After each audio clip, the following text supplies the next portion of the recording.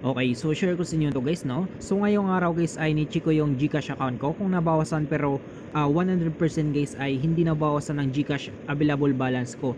So kahit guys 94 centavos guys ay walang bawas sa available balance ko. At ang balita naman ngayon guys ay madaming mga nawala ng mga available balance sa mga GCash user. So bakit nangyari yon? Based sa news guys, GCash ay nilinaw nila guys na system error yung dahilan guys, no, kung bakit nawalan ng mga available balance ang mga ilang user ng GCash. Pero based naman guys sa DICT or Department of Information and Communication Technology ay maaaring ito ay isang pag-atake gamit ang phishing.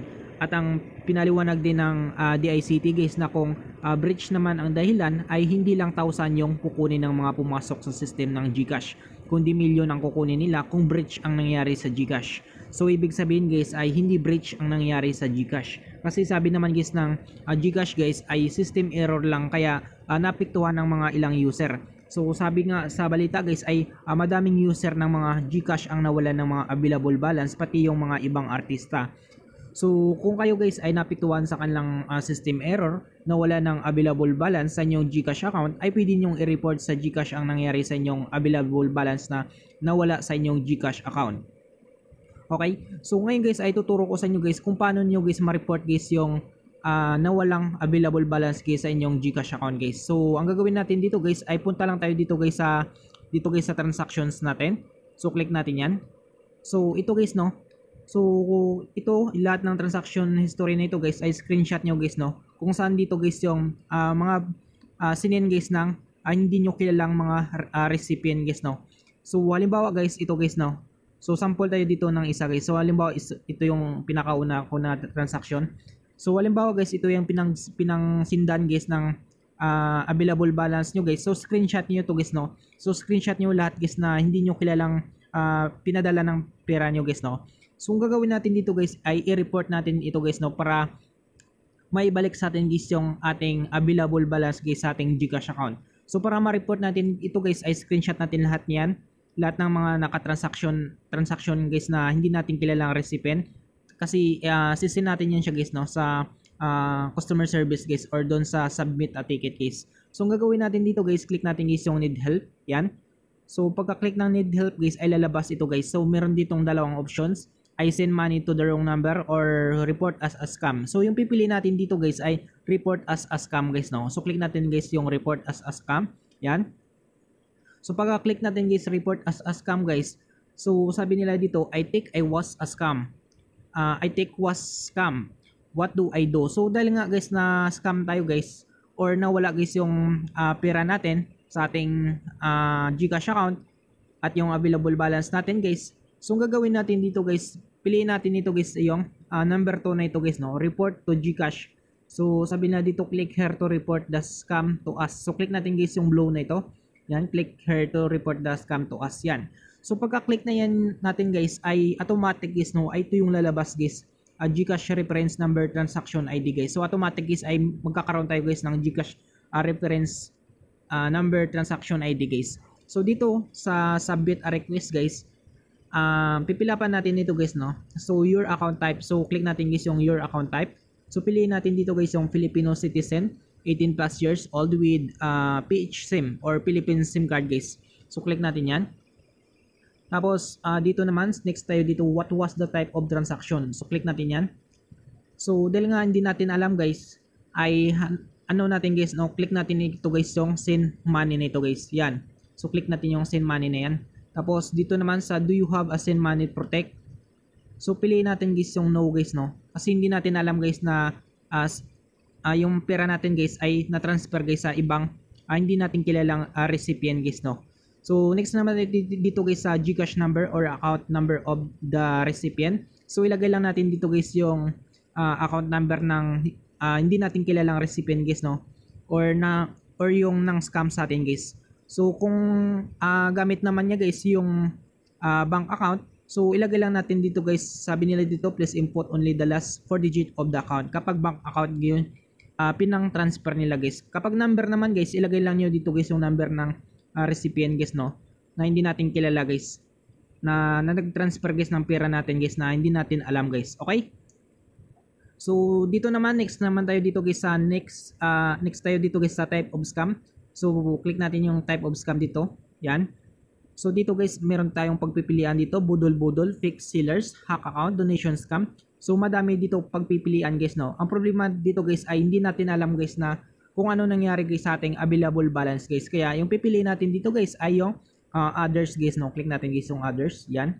So pagka-click natin dito guys ng others guys, so dito merong lumabas dito guys na others please specify guys. So type lang natin dito guys, send money without permission. So yan lang yung others please specify natin guys, no. Send money without permission. Yan. So dito naman guys ay papaliwanag lang natin dito guys. So sabi nila dito guys, please share what happened or add other information about your concern. So dito guys sa concern guys, so ipaliwanag lang natin guys, no, kung bakit nawala guys yung available balance natin guys sa ating GCash account guys. So papakita ko sa inyo guys, no. So sample ko guys. Ito guys yung sample ko guys. Hello ay dito pala guys. Yan dito sa box guys, no. So sample guys, no. So sa akin guys, ito yung nilagay ko guys, no. Hello GCash team. I lost a balance of halimbawa guys, no, 20,000 guys. 20,000. So halimbawa guys, 20,000 yung nawala guys sa available balance nyo guys or sa GCash account nyo guys. So ilagay nyo dito guys 20,000 guys. So sa akin guys, sample lang ito guys, no. So sa inyo guys, ilagay nyo guys kung ilan yung nawala guys sa available balance nyo guys. So sample ko sa akin guys, no. Hello GCash team, I lost a balance of 20,000 pesos guys, no. Pesos yan in my account because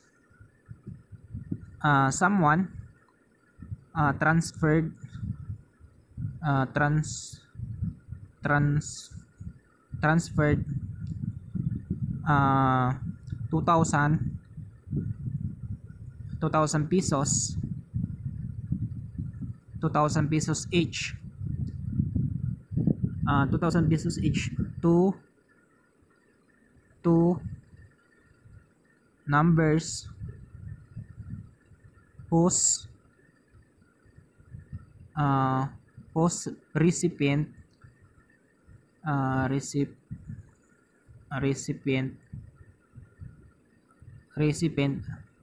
I do not know. So period, no, until it reaches a total of 20,000 pesos, please help me return my available balance. Yan. So yan yung concern ko guys, no. So basahin natin guys. Hello GCash team, I lost a balance of 20,000 pesos in my account because someone transferred 2,000 pesos each to two numbers whose recipient I do not know until it reaches a total of 20,000 pesos. Please help me return my available balance guys. So yan lang yung nilagay kong concern guys, no. Tapos dito guys sa baba guys, so dito naman, would you willing to share your information with the alleged scammer if they wanted to settle the issue with you? So dito naman guys, optional guys, no. So dahil nga guys, hindi naman tayo guys, no, hindi naman tayo gumawa guys sa GCash guys yung nangyaring ganun guys, no, na nawala guys yung available balance natin. So hindi na natin yan i-check guys, no. So optional naman yan siya. So dito naman guys sa upload a photo or attachment that can help us assess you with your concern guys. So dito guys, add file or drop files here guys. Yung na-screenshot natin kanina guys, no, yung mga transaction history natin guys. So lahat na yun guys ay ilalagay natin dito guys or i-upload natin dito. Kapag na-upload na natin dito guys, ay click natin ito guys yung submit na ito guys no. So pagka-click natin guys ng submit na ito guys ay hintayin na lang natin guys yung available balance natin guys at yung email nila guys na may balik guys yung laman guys ng GCash account natin at yung available balance ng GCash account natin guys. Okay?